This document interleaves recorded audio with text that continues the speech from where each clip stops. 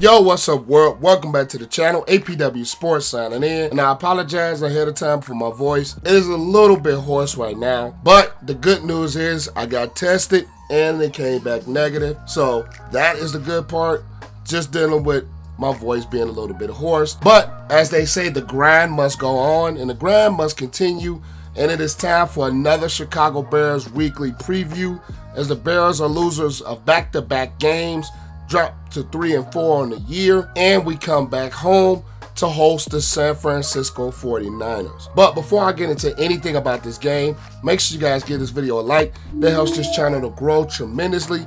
And if you are a first-time viewer and you enjoy Bears content, you enjoy football content, make sure you click that subscribe button and notification bell so you will not miss a single video. But without further ado, let's dive into it. I'm striving to get rich. That's why I always went 2 years without buying shoes and feet. Things change now. My mom hearing me with my music and she look a little proud. First, we're going to talk about the Bears on the offensive side of the ball. And let's just face it, the Bears offense this season has been an absolute struggle fest, especially in the passing game. The Bears passing game, let's just face it, it's awful. It's absolutely awful. Even though we've had Robinson healthy, we've had Darnell Mooney healthy, Jimmy Graham is now on the COVID list, we had Kmet healthy. We expect to get David Montgomery back at some point, but we won't have him back this week. We do get Larry Bourne back probably this week. Wilkinson, we get him back this weekend on the offensive line, but this Bears offense has been an absolute struggle fest. We're going up against the San Francisco defense that is, I believe, a solid defense. They're going to have to find a way to slow down Nick Bosa and Eric Armstead on this defense. Now, I believe, just like in other weeks, the San Francisco 49ers secondary can be had. It can be had. I think that if scheme right, I think if route concepts are right, the Bears can take advantage of that secondary. I'm not saying they will, but they can take advantage of the secondary of the 49ers, which I believe is not the strength of their defense. I think the strength of their defense is the front seven with Pete Warner, with guys like Nick Bosa, with a guy like Eric Armstead on that front seven to help with that defense. And the Bears offensive line has been a struggle fest, especially in pass protection. The Bears just struggled with it all year. Now we know the running game for the Bears has been really solid.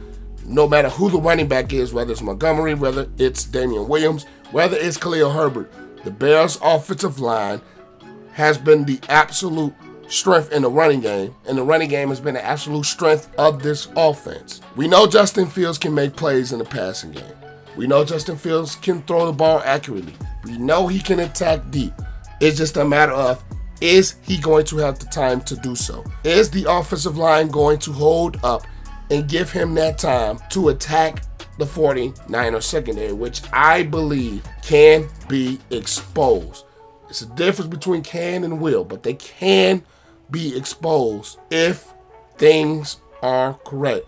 Now, we're not sure if Matt Nagy is going to be on the sideline or not this week following his own positive test. So we're going to see if he's on the sideline or not, or is him not being on the field or being on the field make any difference as far as the game planning goes, as far as the scheme for the game goes. It's a lot that goes into Matt Nagy not being there due to his positive test. If he's not on the sideline this Sunday, if he's not able to coach, he's not able to scheme the way that he wants to, it's going to be interesting to see how this Bears offense looks from whether he's in the building versus him not being in the building. Now, he's still going to have some input via Zoom calls and things like that. But at the same token, it's a difference between him having that direct in-building face-to-face conversation versus the Zoom call, the virtual call.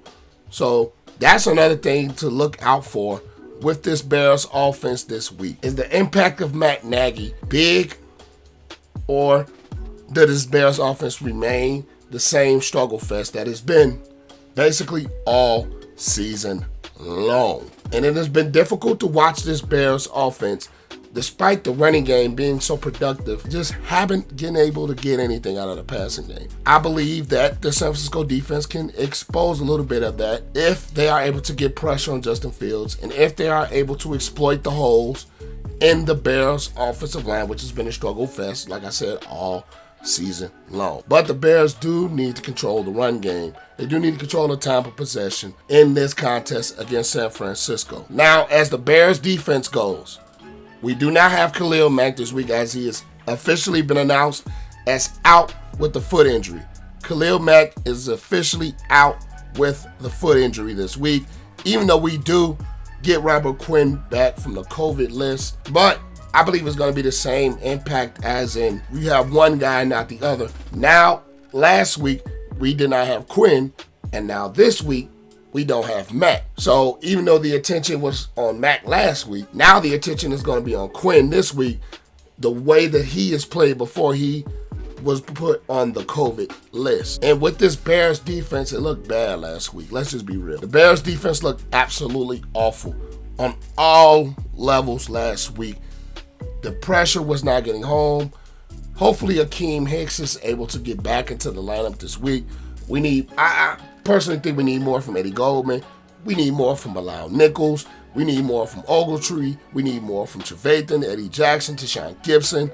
We need more. We absolutely need more in order to slow down the 49ers running game, which has been the absolute strength of this 49ers team and Kyle Shanahan-led offense. Now, it's interesting to see if it's going to be Jimmy G or is it going to be Trey Lance starting at quarterback this week. As I'm recording this video, Jimmy G is going to be the starting quarterback this week, even though Jimmy G is a little bit better in the passing game than Trey Lance is, and Deebo Samuel has been an absolute weapon for the San Francisco 49ers team. Jalen Johnson, I think, can do a solid job on him, as Jalen Johnson, I think, is developing into that upper echelon. He's not there yet, but he's starting to climb towards that upper tier of corners.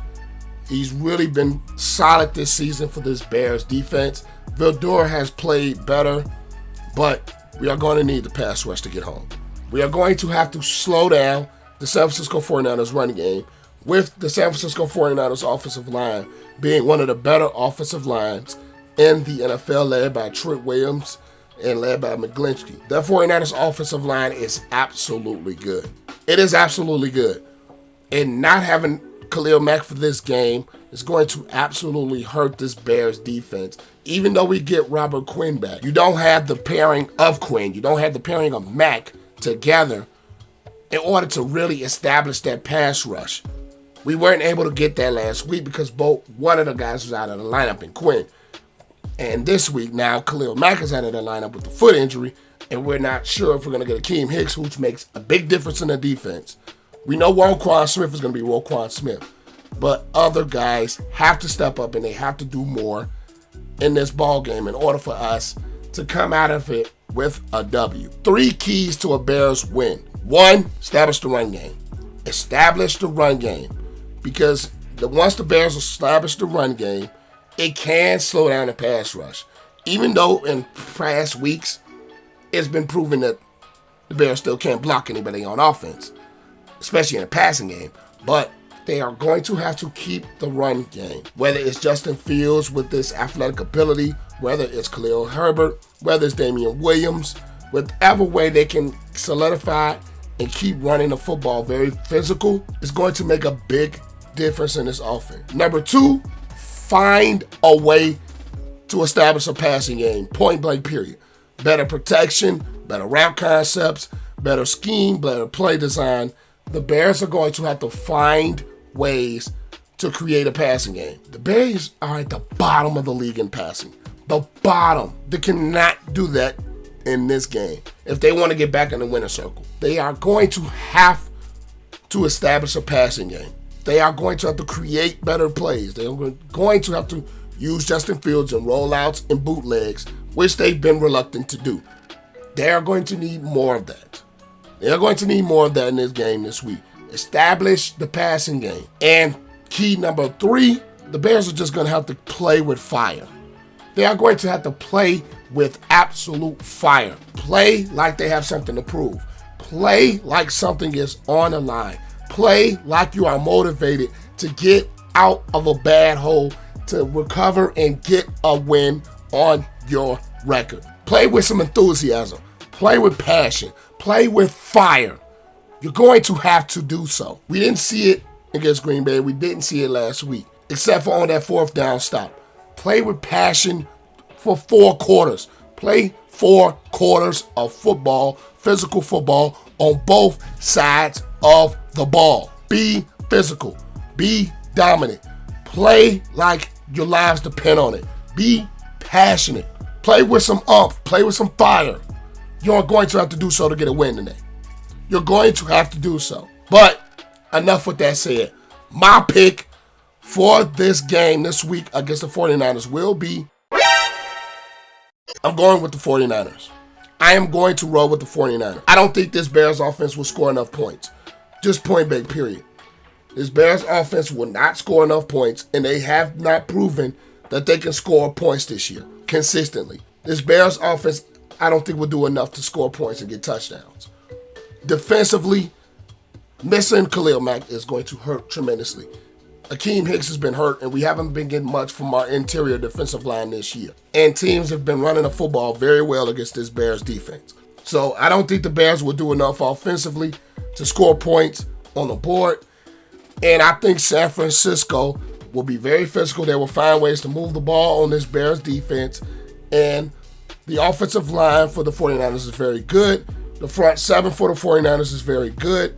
And I just don't think the Bears will be able to do enough to pull out a victory at home. So I'm going to roll with the 49ers in this contest with a score of 24-14. I know that sounds like a big score, but I just don't think the Bears can score enough to keep up in this game. So the 49ers are going to win 24-14. That is my pick. But that is enough for this game. Make sure you guys leave this video a like. Like I said, I apologize. My voice is a little bit hoarse. So just leave this video a like to show your appreciation. Hope I get better soon. And comment your thoughts about the game down below. What do you think? What are your predictions for this game? And make sure you guys subscribe to the channel. Click the notification bell so you will not miss a single video. But I am APW Sports signing out. Make sure you guys stay safe. Have a great and excellent day, and I'll catch you guys in the next vid. Peace.